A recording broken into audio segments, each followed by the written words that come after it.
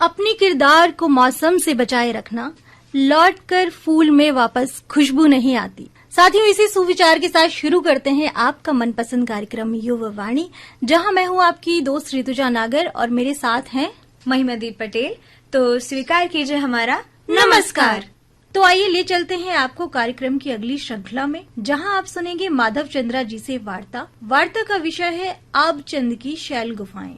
आज हम बात करने जा रहे हैं आबचंद की शैल गुफाओं के ऊपर, जो मध्य प्रदेश के सागर में स्थित है। मानव सभ्यता के आरंभिक युग में मनुष्य घने वनों के बीच गुफाओं में निवास करता था। उपयुक्त वातावरण, जलवायु तथा जीवन निर्वाह की जरूरी सुविधाओं के कारण मध्य प्रदेश के एक बड़े भूभाग में भी आदि मानव बसे थे, जिनमें प्रमुख थे शबर तथा निषाद। घने पहाड़ों पर बनी गुफाओं में रहने वाले ये आदि मानव कंदमूल, फल तथा पशुओं के शिकार से अपने भोजन आदि का प्रबंध किया करते थे। शैल गुफाओं में रहने वाले ये लोग प्रायः फुर्सत के पलों में अपनी गुफाओं की छत तथा दीवारों पर चित्रकारी किया करते थे। इन्हीं चित्रों के माध्यम से आज हमें गुफा में रहने वाले इन आदि मानवों के जीवन, समाज तथा प्रवृत्तियों का पता चलता है। इन चित्रों में मुख्य रूप से जंगली पशुओं का शिकार, त्योहार, पारिवारिक यात्रा, बहुतायत शामिल है। इसी क्रम में मध्य प्रदेश के सागर जिले में अनेक महत्वपूर्ण चित्र शैलश्रय प्रकाश में आए हैं। इन शैल गुफाओं में सैकड़ों वर्ष पूर्व निर्मित अनेक चित्र आज भी सुरक्षित अवस्था में हैं। ऐसी गुफाएं हमें बिला, आबचंद, नरियावली और इन सब के आसपास देखने को मिलती है। सागर से लगभग 35 किलोमीटर दूर सागर गढ़ाकोटा मार्ग पर मुख्य मार्ग से लगभग 3 किलोमीटर दूर घने जंगलों में सुनार नदी की सहायक नदी गधेरी नदी के किनारे आबचंद नामक गांव है, जहां लगभग 1 दर्जन से अधिक शैलाश्रय हैं। इनका क्रम ग्राम के किनारे से आरंभ होकर लगभग 5 किलोमीटर क्षेत्र तक फैला हुआ है। इन चित्रों में अधिकांशतः कत्थई, लाल, सफेद, हरे, गेरुआ एवं काले रंगों का प्रयोग मिलता है। चित्रों के विषय मुख्यतः नृत्य, शिकार, युद्ध आदि से संबंधित हैं। शस्त्रों में धनुष्बाण, खड़ग, ढाल, तलवार तथा भाले के चित्र मिलते हैं तथा जीव जंतुओं में मृग, सिंह, श्वान, अश्व, हाथी, बारहसिंगा एवं मोर आदि का भी अंकन हमें मिलता है। आबचंद के शैल चित्रों की प्रथम जानकारी श्री वेदानंद जी ने दी थी। इसी संदर्भ में डॉक्टर हरि सिंह गौड़ केंद्रीय विश्वविद्यालय, जो पूर्व में सागर विश्वविद्यालय के रूप में जाना जाता था, उसके पुरातत्व विभाग के तत्कालीन अध्यक्ष प्रोफेसर के.डी. वाजपेयी के निर्देशन में आबचंद क्षेत्र का सर्वेक्षण सन 1955 में किया गया। यहाँ एक शैलाश्रय अब शिव मंदिर के रूप में परिवर्तित हो गया है। आबचंद की गुफाओं को निम्न क्षेत्रों में हम विभाजित कर सकते हैं, जैसे मंदिर शैलगृह, भदभदा शैलगृह, रपटा घाट, ढबुआ घाट, इमली करार, एकला घाट और गढ़वाल घाट। आइए जानते हैं इन शैलगृहों के बारे में। पहले जानते हैं मंदिर शैलगृह के बारे में। वैसे आज की तारीख में देखा जाए तो मंदिर शैलगृह अब नाम मात्र ही बचा हुआ है, जिन्हें 6 भागों में विभाजित किया गया है। ऐसे शैलगृह 1 और 2 के चित्र सफेद रंग से चित्रित हैं, जो अब नाम मात्र ही बचे हैं। मंदिर बन जाने के बाद शैलगृह तो बच गए, लेकिन ये शैल चित्र नहीं बच पाए। पुरातत्वविद प्रोफेसर विवेक दत्त झा बताते हैं, इनमें से अधिकांश चित्र पशुओं के थे, जिसमें कत्थई रंग की रेखांकन शैली में कुछ मानव पंक्ति बढ़कर खड़े हुए। कुल मिलाकर देखा जाए तो इन 6 भागों में बटे शैलगृह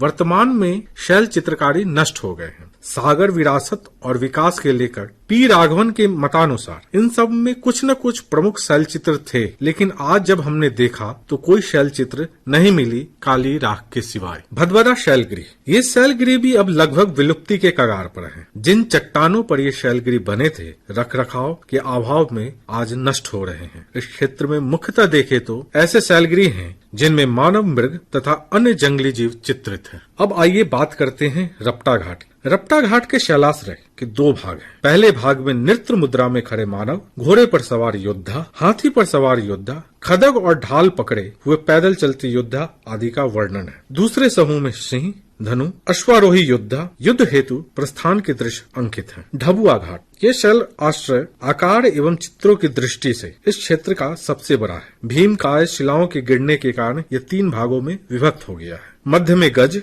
अश्व एवं मृग का चित्रण है। यहीं पर एक वृक्ष के चारों ओर सूर्य, चंद्रमा तथा नक्षत्रों का अंकन है। युद्ध के दृश्यों में घायल योद्धा, खड्ग और ढाल सहित योद्धा, धनुष बाण लिए योद्धा, हाथी पर सवार सैनिक, घोड़े पर सवार सैनिक, गाय, मोर आदि का अंकन है। इसी नृत्य समूह में भैंस को रस्सी में बांधकर खींचता हुआ एक व्यक्ति का चित्र भी बहुत ही महत्वपूर्ण है। इमली करार शैल चित्रों में चित्रों की संख्या या तो कम है या समय के साथ खत्म हो गए। अधिकांश चित्रों में पूरक तथा रेखांकन शैली में मानव, सिंह, घोड़े तथा योद्धा के चित्र हैं। एकला घाट, इन सभी शैल आश्रयों में जो सबसे ज्यादा महत्वपूर्ण है और अधिक शैल चित्रों की संख्या है तो वो एकला घाट के शैल आश्रयों में है, जहाँ युद्ध के दृश्य तथा घुड़सवारों के चित्र अधिक हैं। सबसे बड़ी गुफा लगभग 40 फुट लंबी है और उसकी दीवारों पर 1 दर्जन से अधिक चित्र हैं, जिनमें आदि मानव की गतिविधियों का चित्रण है। शिकार दृश्य में एक एक शिकारी अथवा शिकारियों का समूह अंकित है। वे धनुष बाण, बर्छा और अन्य हथियारों से सुसज्जित हैं। इन चित्रों में अंकित शिकार के प्राणियों में अरना भैंस, बैल,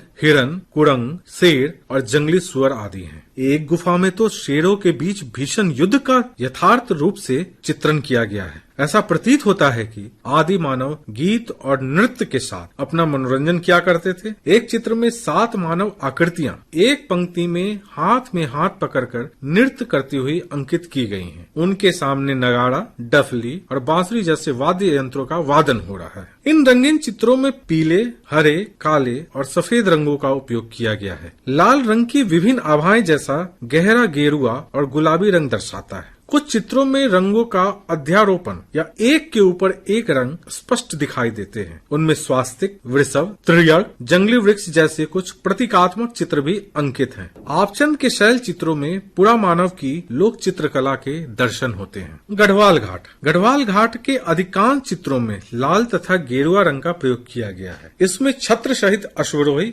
खड्गधारी योद्धा, नृत्य मुद्रा में नारी, मयूर आदि का अंकन मिलता है। शैल चित्रों की शैली और विषय वस्तु पर अब हम बात करते हैं। आपचंद में चित्रित गुफाओं के शैल चित्रों को अगर करीब से देखें तो ज्ञात होता है कि यहाँ के चित्र प्राचीनता, विविधता, कलात्मकता तथा विपुलता में सागर जिले में अद्वितीय हैं। यहाँ के शैल चित्रों द्वारा आदिम मानव की संस्कृति तथा उनकी कला का परिचय मिलता है। इन गुफाओं में रेखांकन शैली, क्षेपांकन शैली तथा पूरक शैली में अधिकांश चित्रों का चित्रण किया गया है। चित्रण में लाल, गेरुआ, कत्थई, सफेद, हरा, पीला तथा काले रंग का प्रयोग किया गया है। यहाँ के चित्रों में शिकार के दृश्य, पशु पक्षी तथा अन्य जीव जंतु, विविध योद्धा, घुड़सवार, गजारोही, युद्ध दृश्य, पारिवारिक दृश्य, नृत्य, प्रकृति चित्रण, प्रतीक अंकन, पशुपालन आदि का अंकन मिलता है। डॉक्टर सर हरि सिंह गौड़ सागर केंद्रीय विश्वविद्यालय के सेवानिवृत्त पुरातत्वविद प्रोफेसर विवेक दत्त झा के मुताबिक यह सभी शैल चित्र लगभग 30 से 40 हजार साल पुराने हो सकते हैं, जिसकी कार्बन डेटिंग होना बहुत ही जरूरी है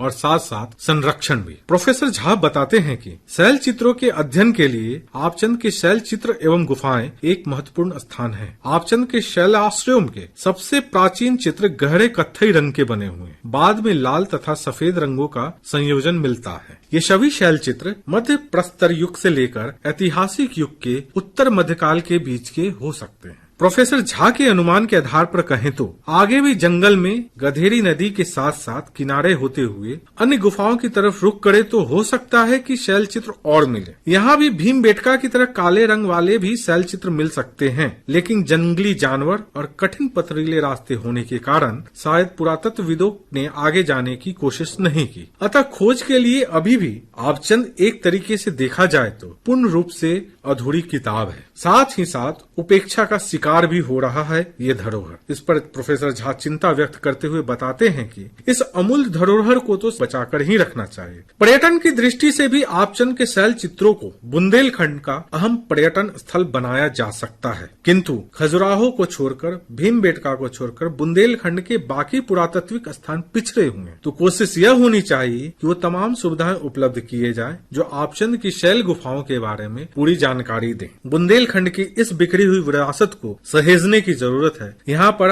हम सभी नागरिक की जिम्मेदारी और जवाबदेही और जागरूकता की भी जरूरत है। यकीनन खजुराहो के आगे सागर भी है, जहाँ खंड खंड में बुंदेलखंड के अद्भुत नजारे दिखने को मिल सकते हैं। जरूरत है बस एक सकारात्मक कोशिश और पहल की। तो दोस्तों, अभी आप सुन रहे थे आबचंद की शैल गुफाओं पर वार्ता, और वार्ताकार थे माधव चंद्र।